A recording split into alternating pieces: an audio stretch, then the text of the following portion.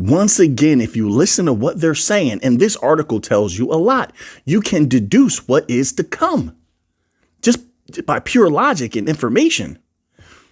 This article is titled Corporates Pressure Banks to Accelerate Instant Payments Adoption. So we're dealing with a dichotomy here. We have to look at both sides of it. OK, so one part of the dichotomy is they're pressuring them. They want it now. Why now? Why now? What's happening now that would make it even possible for them to deploy under pressure? Let's keep that in mind. 2, the banks. Why haven't the banks done it yet? There's been plenty of opportunity for them to do it, right? I mean, and so many people have led us to believe over the years that what the legacy system has offered from FedNow, oh no, FedNow was going to be it. FedNow was going to be so powerful. And I told you, no, it's not. They don't want it. I told you, no, they didn't. They didn't want it. And they still, only a few of them using that. Don't worry. They're going to tell you. You don't have to just take my word for it. We'll read a little bit. Oh, RTP.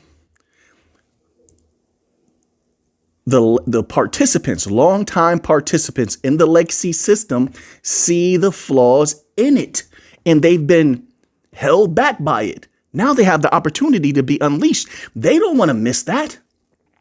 It's about power along with value, doing things they've never done before. They see the potentiality, so they were willing to wait. That's why they haven't done it yet. My humble opinion. How do they do that? Through DLT, through the bank coin companies. Once again, that's why they're all running around smiling and they're happy because they know what's about to happen. How long it will take, I don't know. I can't tell you that. I don't work for these companies, but that's one of the reasons. Now, let me read this to you. OK, we'll break this down. It says, for enterprises, it's critical to have as much certainty as possible when it comes to cash flow. Now, they're saying this despite legacy system offerings being around, which means that those legacy system offerings haven't given them the certainty. If they're looking for certainty now, after years of FedNow and RTP network and all that stuff like that being around for years, that means that they haven't provided that. So if the corporates are pressuring them to accelerate instant payments, then what now would allow the banks to do that if they haven't done it with the offerings that already existed? The only logical answer would be DLT systems. Let's keep going. And I have an article here, actually, that's even more proof, but let's keep going with this article for now. It says it's no longer enough to wait 3 days for transactions to settle, which means they're still dealing with this problem. The paper check, which has been a staple of roughly 40% of B2B, that's trillions, of B2B payments, is certainly no panacea, or panacea, however you pronounce that, and can present security risk. Real-time payments have been around for years. This is what I'm telling you. That's why verbiage is very important, or nomenclatures, whichever one you want to put here, is very important. There's distinctions between them, just like, for example, digital and electronic. A lot of people conflate the two, but they're not the same. They're not. One represents DLT systems. One represents legacy system electronic offerings that we've seen for years, like Venmo and PayPal, etc. That's e-money, electronic money systems. DLT, digital. XRPL, Solana, etc. Same thing is going on here with this verbiage. Real-time payments right now. If we're going to go by what has been underneath these nomenclatures, that's not DLT. That's not instant. That's not a few seconds. But let's keep going here. Real-time payments have been around for years. So don't conflate the two is what I'm saying. When they talk instant, nowadays, when they say instant, they mean they want DLT-based systems that move value in seconds, not hours, not days, seconds. Real-time payments have been around for years, although the uptake has been gradual in the United States. Why? Why? The clearinghouse hasn't been hampered by anything. FedNow hasn't been hampered by anything. So why has the uptake been gradual? Can you tell me? I'll throw out my humble opinion. They were always waiting for DLT. They did not want this as another control mechanism. And everyone, and I mean everyone, wants to break free and try something new. They want to reach for the stars, past the sky. And you can't do that with legacy system offerings. You can't. They're not. Here's the thing. It's not just their systems. The minds behind their systems that control their systems, they don't often change. And without change, you don't get the kind of opportunity that DLT, crypto, and make no mistake about it, no matter how many times they try to shake you off and separate crypto from DLT, make no mistake about it. They're the main ones that are buying crypto behind the scenes through proxy buys. We keep seeing these consistent proxy buys. Who is that? Who? Because regular whales don't have to do that. Retail whales don't have to do that. Who's the most secret? Who likes to uphold the most secrecy in the world? Those big money companies and people. For some reason, they think people, I don't know, they just like to keep themselves secret. So they're the ones doing all those proxy buys, in my humble estimation, because they want to profit from it. Why would they not want to? This easy money. Why would they not want to? Come on, we have to be logical and realistic here. So anyway, it's my humble opinion, not financial advice. But that's why you see all that. Listen, I believe firmly, that's why you're seeing so much resilience in the crypto sphere. You see how it keeps bouncing back, no matter how much they try to proclaim its demise. I saw these articles, all crypto is the bear market, and Bitcoin might be done, and all coins are done, like constant negativity, right? And yet it keeps bouncing back. Who's the cause of that? Who's causing that resilience? You think it's retail? Retail plays a small part. It's not retail. I mean, we're witnessing something that's happening. That's never happened before. It's never happened like this before. Never. Because the catalyst that exists now didn't exist before. So it couldn't have happened before like this. Hence the resilience and who's involved behind the scenes. There's big money coming in. There's big money going to be made, big value going to be made. They know it. Let's keep going. The paper check. I mean, you see Bitcoin back at 90,000. Didn't they just proclaim its demise multiples of times over the last few weeks because it just wasn't doing well for a little bit? And I wouldn't even say it wasn't doing well. Just a little bit of healthy stagnation that anybody could see with pure logic. In my humble opinion, that's how I feel. You could disagree with me. You could debate it and all that all you want. I'm not here for that. I'm humbly saying my opinion. But you see that what I said it was going to bounce back. It did. I'm not a psychic. So how did I know that? Because of the catalysts haven't changed. The major players on the chessboard haven't changed. So thus the outcome remains the same. All right. So now let's get back to this here. Same thing with XRP and the utility coins.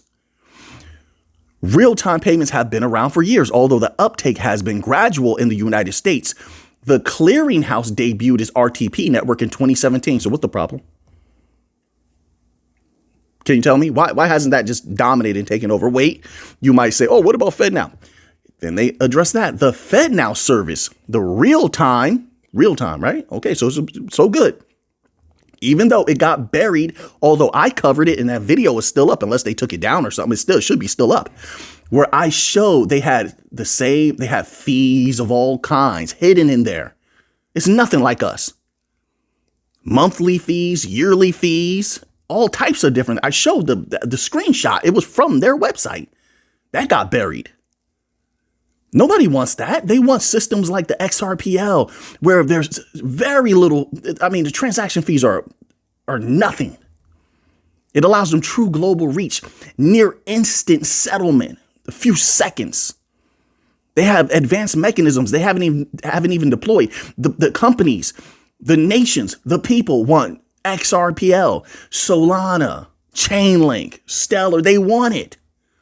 It's just about the companies getting it to them now, and now they're going to have the opportunity. But let's keep going. It says the FedNow service, the real-time offering from the U.S. Central Bank, went live in 2023. Why hasn't that dominated? I showed you before. It was only a few were using it before. A few hundred. So it's 2023, it's 2025 now. So there's been some time. But wait, why does it say this? If it's been some time and it's so good, and they're not, the banks and the nations and the big companies aren't waiting on DLT, why does it then follow with this, folks?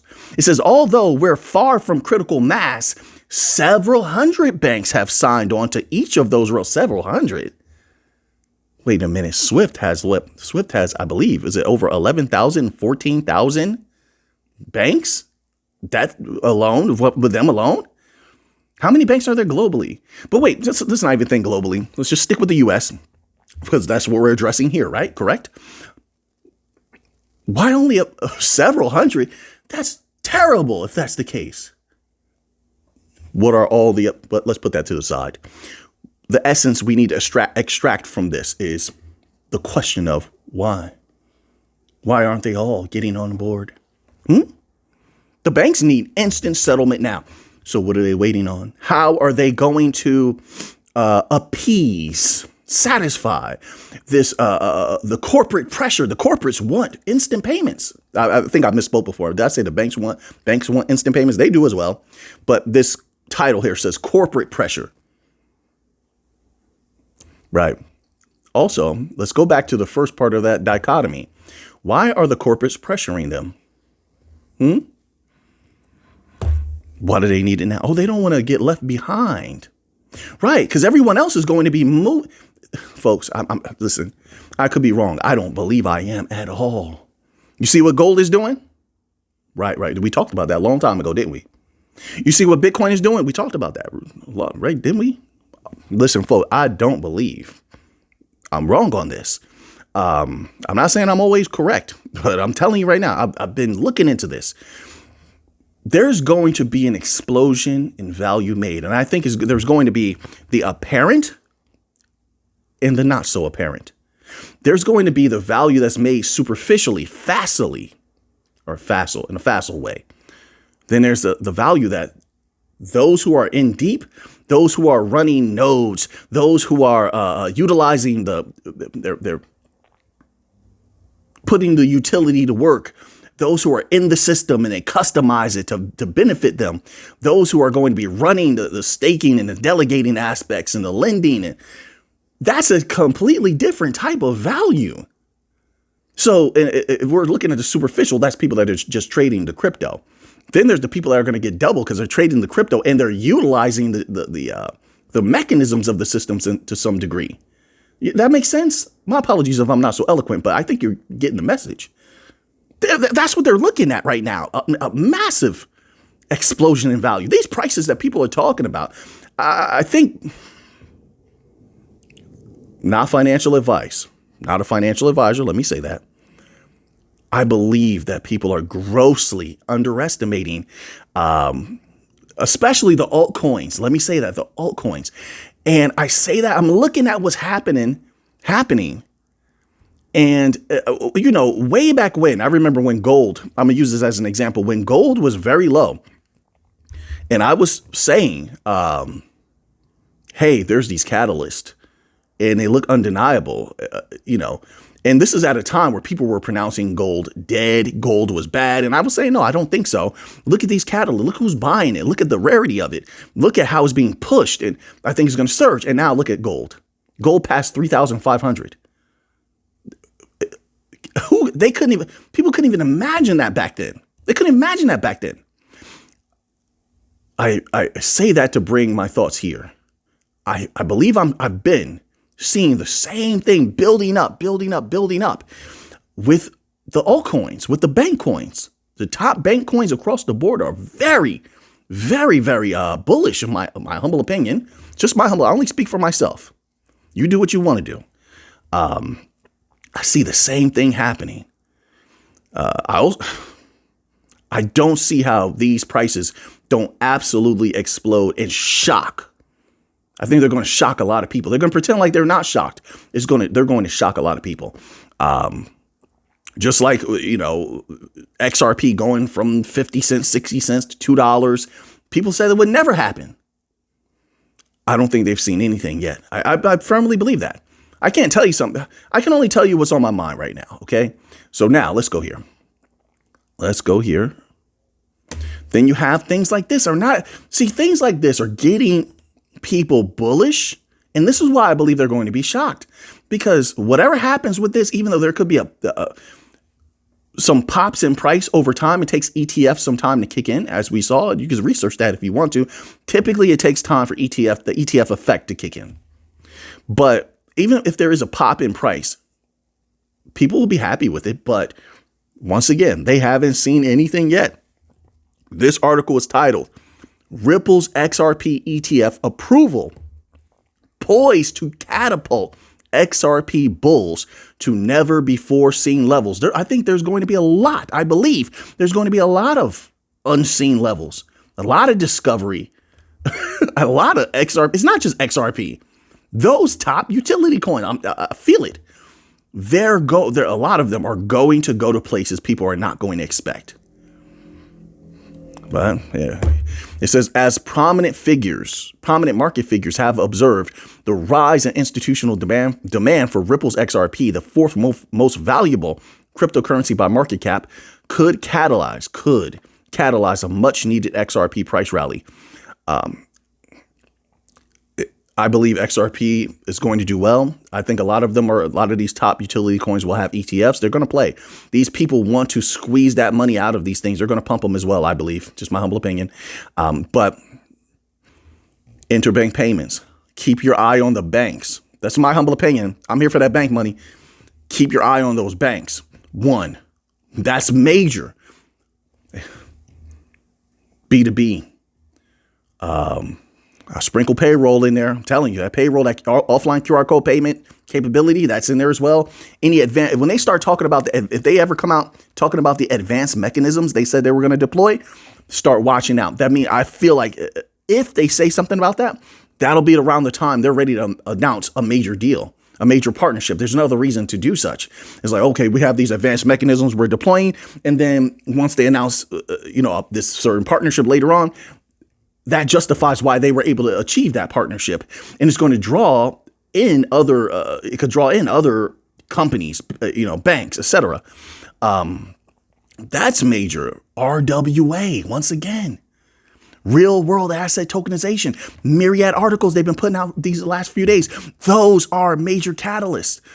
ETFs are just sprinkles on top. If you like what's going to happen when ETFs pop off, I think people are going to love what happens when those big major catalysts come through, and they're right there. They're right there. That's why I believe. That's why I'm seeing. So now, wait, let's go here.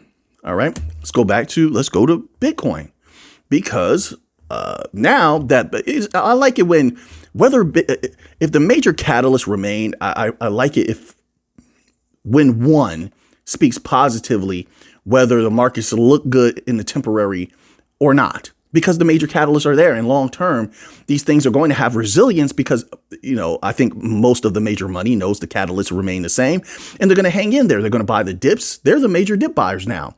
And so things are going to bounce back and still have the propensity to go to a much higher level.